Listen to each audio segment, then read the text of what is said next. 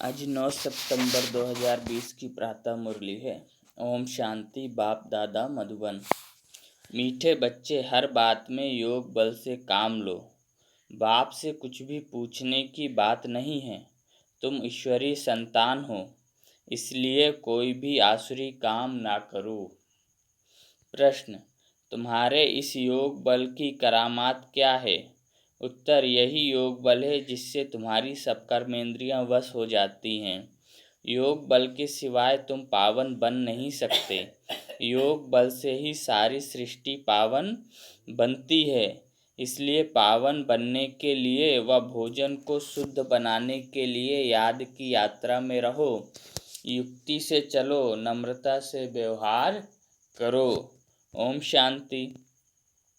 रूहानी बाप रूहानी बच्चों को समझाते हैं, दुनिया में किसको मालूम नहीं है कि रूहानी बाप आकर स्वर्ग की व नई दुनिया की स्थापना कैसे करते हैं। कोई भी नहीं जानते हैं। तुम बाप से कोई भी प्रकार की मांगना नहीं कर सकते हो। बाप सब कुछ समझाते हैं, कुछ भी पूछने की दरकार नहीं रहती। सब कुछ आप ही समझाते रहते हैं। बाप कहते हैं, मुझे कल्प कल्प इस भारत खंड में आकर क्या करना है, सो मैं जानता हूँ, तुम भी जानते। रोज रोज समझाते रहते हैं। कोई भल एक अक्षर भी ना पूछे तो भी सब कुछ समझाते रहते हैं। कभी पूछते हैं, खान पान की तकलीफ होती है? अब यह तो समझ की बात है। बाबा ने कह दिया है, हर बात में योग बल से काम लो, याद की यात्रा से काम लो, और कहाँ भी जाओ तो मुख्य बात बाप को जरूर याद करना है। और कोई भी आसुरी काम नहीं करना है। हम ईश्वरी संतान हैं। वह है सबका बाप। सबके लिए शिक्षा यह एक ही देते। बाप शिक्षा देते हैं, बच्चे स्वर्ग का मालिक बनना है। राजाई में भी पोजीशन होती है ना। हर एक के पुरुषार्थ अनुसार मर्तबा होता है। पुरुषार्थ बच्चों को करना है और प्रारब्ध भी बच्चों को पानी है। पुरुषार्थ कराने के लिए बाप आते हैं। तुमको कुछ भी पता नहीं था कि बाप कब आएंगे, क्या आकर करेंगे, कहाँ ले जाएंगे। बाप ही आकर समझाते हैं, ड्रामा के प्लान अनुसार तुम कहाँ से गिरे हो। एकदम ऊंच चोटी से। जरा भी बुद्धि में नहीं आता कि हम कौन हैं। अब महसूस करते हो ना। तुमको स्वप्न में भी नहीं था कि बाप आकर क्या करेंगे। तुम भी कुछ नहीं जानते थे। अब बाप मिला हुआ है तो समझते हो। ऐसे बाप के ऊपर तो न्यौछावर होना पड़े। जैसे पवित्रता स्त्री होती है तो पति पर कितना न्यौछावर जाती है। चिता पर चढ़ने में भी जैसे पतिव्रता स्त्री होती है तो पति पर कितना न्यौछावर जाती है। चिता पर चढ़ने में भी डर नहीं होता। कितनी बहादुर होती है। आगे चिता पर बहुत चढ़ती थी। यहाँ बाबा तो ऐसी कोई तकलीफ नहीं देते।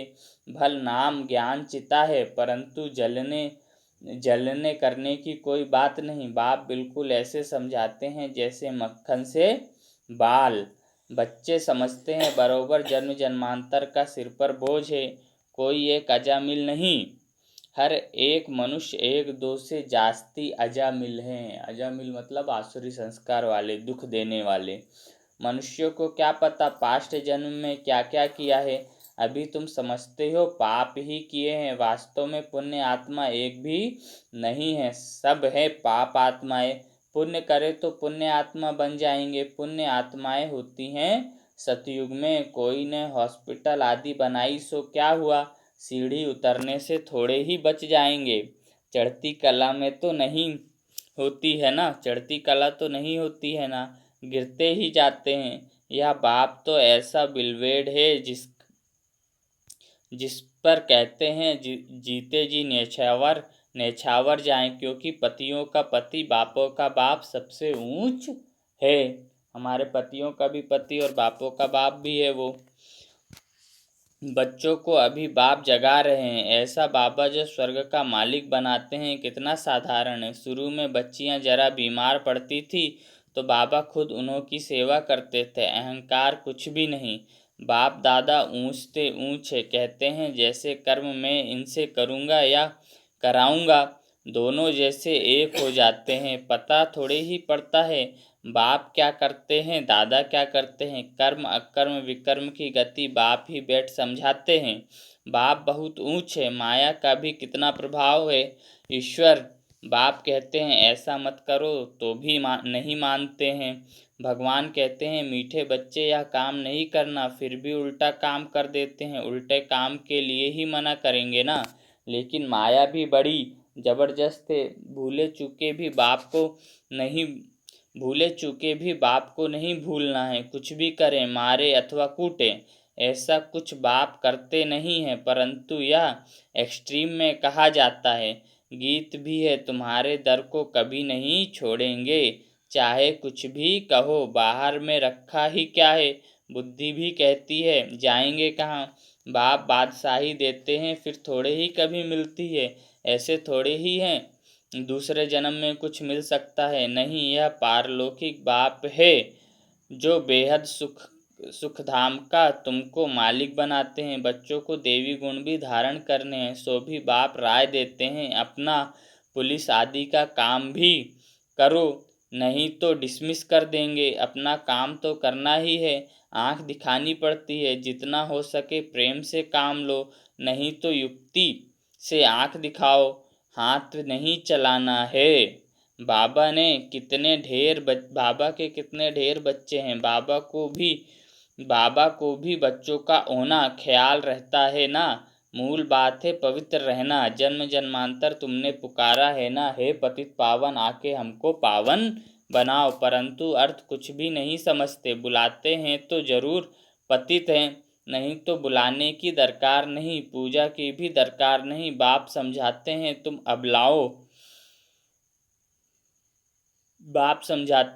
अबलाओं पर कितने अत्याचार होते हैं, सहन करना ही है। युक्तियां भी बतलाते रहते हैं। बहुत नम्रता से चलो, बोलो आप तो भगवान हो, फिर क्या मांगते हो।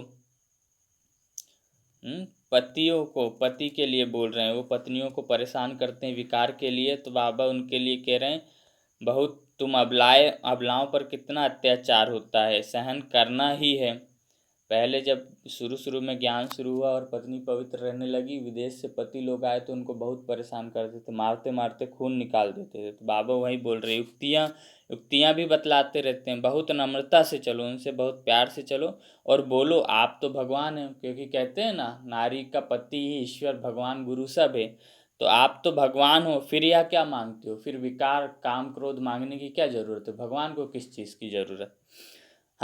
हथियाला बांधते समय कहते हैं मैं तुम्हारा पति ईश्वर गुरु सब कुछ हूँ, अब मैं पवित्र रहना चाहती हूँ तो तुम रोकते क्यों हो। जब तुम ही भगवान हो, तुम ही गुरु हो, तुम ही ईश्वर हो, तो अब मैं पवित्र रहना चाहती हूँ या जैसे भी रहना चाहती हूँ, रोकते क्यों हो। भगवान रोकेगा क्या अपने बच्चों को। कहते तो है रोकते क्यों हो। भगवान को तो पतित पावन कहा जाता है, आप ही पावन बनाने वाले बन जाओ।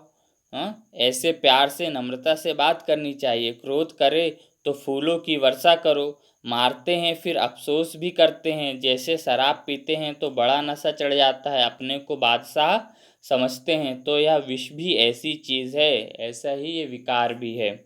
बात मत पूछो, पछताते भी हैं, परंतु आदत पड़ी है तो वह टूटती नहीं है। एक दो बार विकार में गया, बस नशा चढ़ा, फिर गिरते रहेंगे। जैसे नशे की चीज़ें खुशी में लाती हैं, विकार भी ऐसे है। यहाँ फिर बड़ी मेहनत है। सिवाय योग बल के कोई भी कर्मेंद्रियों को वश नहीं कर सकते। योग बल की ही करामात है, तब तो नाम मशहूर है। बाहर से आते हैं यहाँ योग सीखने, शांति में बैठे रहेंगे, घर बार से दूर हो जाते हैं। वहाँ तो है आधा कल्प के लिए आर्टिफिशियल शांति, किसको सच्ची शांति का मालूम ही नहीं। बाप कहते हैं बच्चे तुम्हारा स्वधर्म ही है शांत। इस शरीर से तुम कर्म करते हो। जब तक शरीर धारण ना करे तब तक आत्मा शांत रहती है, फिर कहाँ ना कहाँ जाकर प्रवेश करती है। यहाँ तो फिर कोई सूक्ष्म शरीर से धक्के खाती रहती है, या तो फिर कोई कोई सूक्ष्म शरीर से धक्के खाती रहती है। मतलब जिन्होंने आत्महत्या कर ली या काली मृत्यु होगी, जब तक उनको शरीर नहीं मिला तो धक्के खाती रहती है। सूक्ष्म शरीर अर्थात लाइट का शरीर होता है, सफ़ेद रंग का। इसलिए जिनको भी आत्माएं दिखती हैं बोलते हैं वो सफ़ेद साड़ी पहनी थी या सफ़ेद रंग में थी। वह छाया के शरीर होते हैं, कोई दुख देने वाले होते हैं, कोई अच्छे होते हैं। यहाँ भी कोई भले मनुष्य होते हैं जो किसको दुख नहीं देते हैं, कोई तो बहुत तकलीफ दे, कोई तो बहुत दुख देते हैं।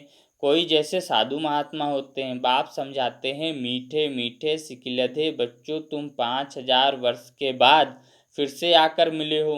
क्या लेने के लिए? बाप ने बताया है तुमको क्या मिलने का है।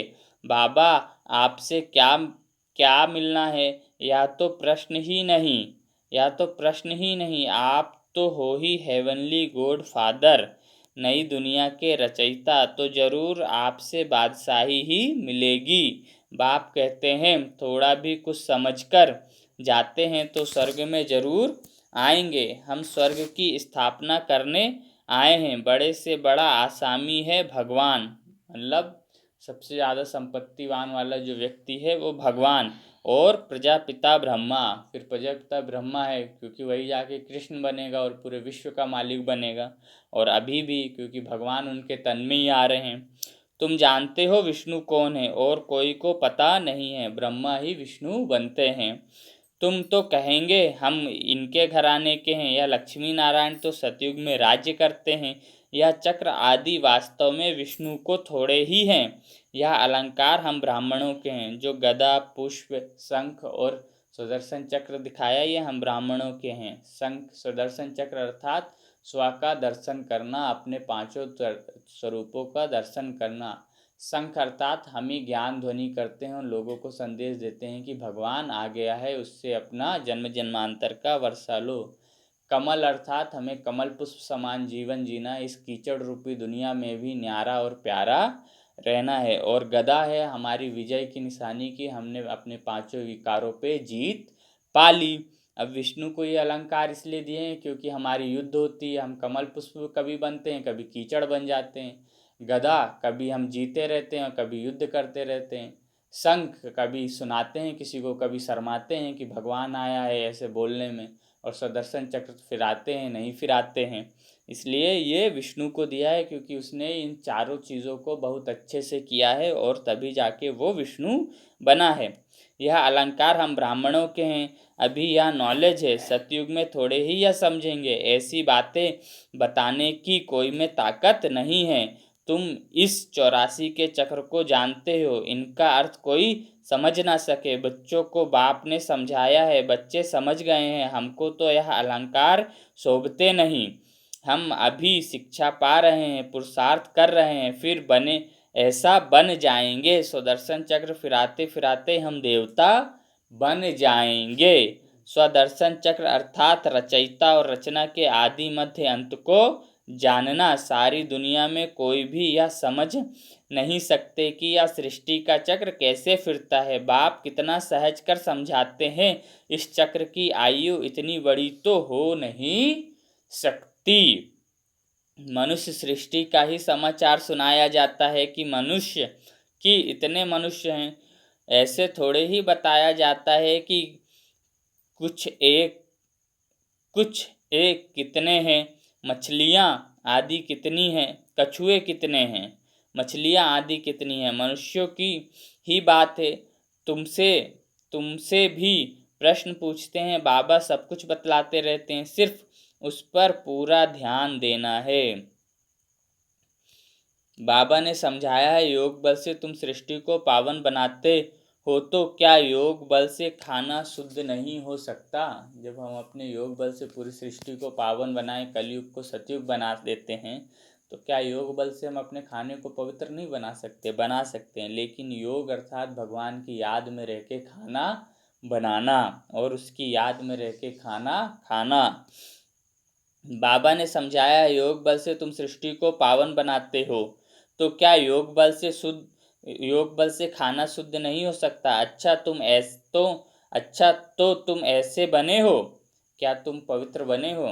फिर कोई को आप समान बनाते हो। अभी तुम बच्चे समझते हो कि बाप आया है स्वर्ग की बादशाही फिर से देने, तो इनको रिफ्यूज़ नहीं करना है। विश्व की बादशाही रिफ्यूज़ की तो खत्म, मतलब बाबा का अनादर किया तो गया सब कुछ। फिर रिफ्यूज़ किचड़े के डिब्बे में जाकर पड़ेंगे। यह सारी दुनिया है किचड़ा, तो इनको रिफ्यूज़ नहीं कहेंगे। दुनिया का हाल देखो क्या है। तुम तो जानते हो हम विश्व के मालिक बनते हैं। या किसको पता नहीं है कि सतयुग में एक ही राज्य था। मानेंगे नहीं। अपना घमंड रहता है तो फिर जरा भी सुनते नहीं। कह देते यह सब आपकी कल्पना है। अगर सब हमारी कल्पना है तो मरने वाले को क्यों बोलते हैं स्वर्गवासी हुआ। इसका अर्थ यह है कि हम नर्क में पड़े हुए हैं, खुद को नर्क में भी नहीं मानते, और जो आत्मा शरीर छोड़ के जाती है उसको स्वर्ग बोलते हैं, स्वर्ग में वास हुआ। तो स्वर्ग कहाँ है ये भी नहीं मालूम है, और कहते हैं आत्मा स्वर्ग में गई। समझते हैं ऊपर में स्वर्ग है। ऊपर में अगर स्वर्ग है तो हम नर्क में हैं। ये तो माने ना कि हम नर्क में हैं, क्योंकि मरने वाला तो स्वर्ग में गया। ऐसा नहीं है। भगवान कहता है जब तुम जीते जी इस दुनिया से मरोगे, समझोगे ये कीचड़ पट्टी है और मैं आत्मा हूँ, इस शरीर के भान से भी मर जाओगे, अपने को आत्मा निश्चय कर मुझे याद करोगे, तो तुम स्वर्ग में जाओगे, तुम स्वर्ग के वासी बनोगे। कोई मरा तो स्वर्गवासी गया ऐसा नहीं। जिंदगी भर किसी ने किसी को दुख दिया, मार काट किया, लड़ाई झगड़ा किया और मरा तो स्वर्गवासी हो गया। इतना सरल स्वर्ग में जाना होता तो हमें भी क्यों इतना पुरुषार्थ करना पड़ता। योगी तपस्वी क्यों तपस्या कर रहे होते कि उनको मोक्ष मिल जाता। जब इतना ही सरल है स्वर्ग में जाना, अपना जीवन जियो, मर जाओ और स्वर्ग में पहुंच जाओ। ऐसा होता नहीं है। यह किसको पता नहीं है कि सतयुग में एक ही राज्य था। मानेंगे नहीं। अपना घमंड रहता है, ज्ञान का घमंड है। 40,000 वर्ष अभी कलयुग पड़ा है, घर घर में लड़ाई झगड़ा है, कोई किसी को देखना पसंद नहीं कर रहा। 40,000 वर्ष में क्या हो जाएगा, मनुष्य मनुष्य को काट के खाने लगेगा। लेकिन अभी भी समझते हैं 40,000 वर्ष कलयुग पड़ा है। अपना घमंड रहता है तो फिर जरा भी सुनते नहीं। कह देते यह सब आपकी कल्पना है। कल्पना से ही यह शरीर आदि बना हुआ है। अर्थ कुछ नहीं समझते। बस यह ईश्वर की कल्पना है। ईश्वर जो चाहे सो बनाते हैं, उनका यह खेल है। ऐसी बातें करते हैं बात मत पूछो। बिना हाथ पैर सर पैर की बातें। अभी तुम बच्चे जानते हो बाबा आया हुआ है। बुढ़ियाँ भी कहती हैं बाबा हम 5,000 वर्ष के बाद हम आपसे स्वर्ग का वर्षा लेते हैं। हम अभी आए हैं स्वर्ग की राजाई लेने। तुम जानते हो कि सभी एक्टर्स का अपना पार्ट है। एक का पार्ट ना मिले दूसरे से। हर व्यक्ति का जीवन अपना अपना है और अपने कर्मों के हिसाब से है, और उसको वो भोगना ही है जो उसकी भोगना है। उससे बचने का बस एक ही उपाय है, भगवान को याद करो। हर एक्टर का तुम जानते हो सभी एक्टर्स का अपना अपना अपना पार्ट है। एक का पार्ट ना मिले दूसरे से। तुम फिर इसी ही नाम रूप से आकर इसी समय बाप से वर्षा लेने का पुरुषार्थ करेंगे। जब ये कल 5,000 का फिर से शुरू होगा सतयुग से, तो इसी समय इसी काल में हम आएंगे और भगवान से मिलेंगे और ऐसे ही भगवान से ज्ञान ले रहे होंगे। और ये हमने कई बार किया है। कितनी अथाक कमाई है। भल बाबा कहते हैं थोड़ा भी सुना है तो स्वर्ग में आ जाएंगे। स्वर्ग में आना मतलब सतयुग या त्रेता के अंत तक में कहीं पे भी आ जाना। थोड़ा भी सुना है तो स्वर्ग में आएंगे। परंतु हर एक मनुष्य पुरुषार्थ तो ऊंच बनने का ही करता है ना। कोई डॉक्टर 3rd डिग्री में भी पास हो तो डॉक्टर होता है, कोई 1st डिवीज़न से भी पास हो तो डॉक्टर होता है। लेकिन 1st डिवीज़न वाले की दुकान अच्छी चलेगी, अच्छा पढ़ा है, 3rd डिवीज़न वाला धक्का खाता रहेगा कि पेट भर जाए कैसे भी। तो ऐसे यहाँ पे भी है। पुरुषार्थ तो ऊंच बनने का ही करते हैं ना। तो पुरुषार्थ है फर्स्ट। पुरुषार्थ अर्थात मेहनत, जो भगवान को हम याद करते हैं या कर्म कहें, वो है पहले नंबर की चीज़। बिना कर्म करे फल की चिंता ना करो। अच्छा, मीठे मीठे सिकी लधे बच्चों प्रति माता पिता बाप दादा का याद प्यार और गुड मॉर्निंग। रूहानी बाप की रूहानी बच्चों को नमस्ते। हम रूहानी बच्चों की रूहानी माता पिता मम्मा बाबा बाप दादा को याद प्यार, गुड मॉर्निंग और नमस्ते। शुक्रिया बाबा शुक्रिया, आपका पद्मा पदम शुक्रिया। धारणा के लिए मुख्य सारे। पहला, जैसे बाप बच्चों की सेवा करते हैं, कोई अहंकार नहीं, ऐसे फॉलो करना है। बाप की श्रीमत पर चलकर विश्व की बादशाही लेनी है, रिफ्यूज नहीं करना है। दूसरा, बापों का बाप, पतियों का पति जो सबसे ऊंच है, विलवेड है, उस पर जीते जी न्यौछावर जाना है। ज्ञान चिता पर बैठना है, कभी भूल चूक भी बाप को भूल उल्टा काम नहीं करना है।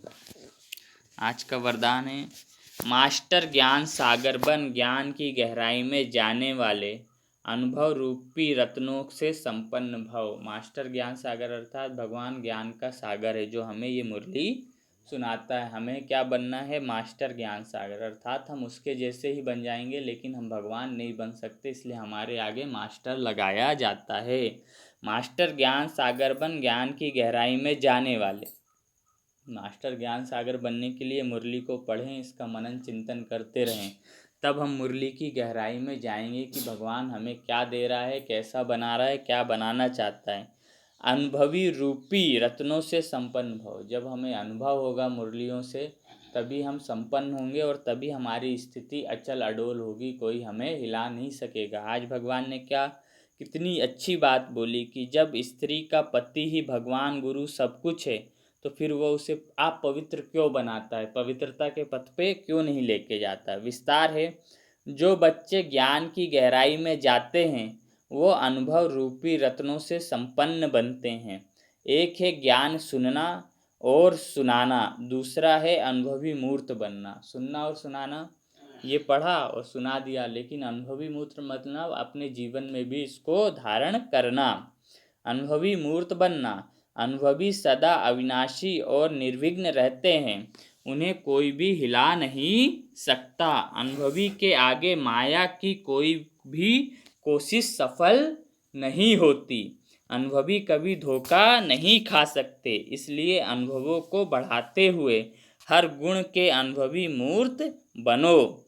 मनन शक्ति द्वारा शुद्ध संकल्पों का स्टॉक जमा करो। मनन शक्ति अंत मन में चिंतन चलता रहे। मनन शक्ति द्वारा शुद्ध संकल्पों का स्टॉक जमा करो। स्लोगन है, फरिश्ता वह है जो देह के सूक्ष्म अभिमान के संबंध से भी न्यारा है।